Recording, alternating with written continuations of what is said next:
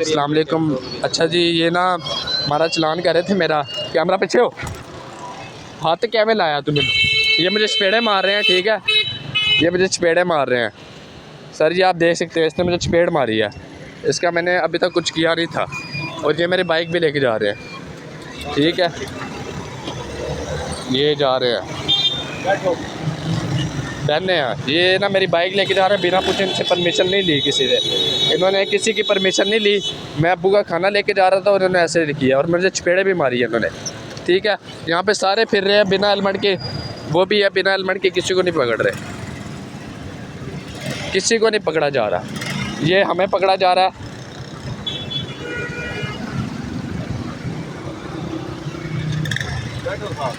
चले चले चले चले, आपने थाने लेके जानी है, आप ले जाए, मैं आपके पीछे आता हूँ। पीछे नहीं, आपको मैं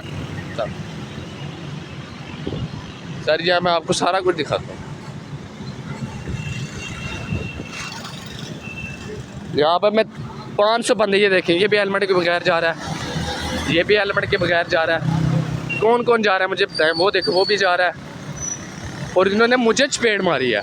किस मकसद से मारी है मैं ये पूछ रहा हूँ।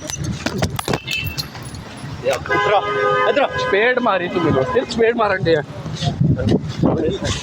थाने लेके जा।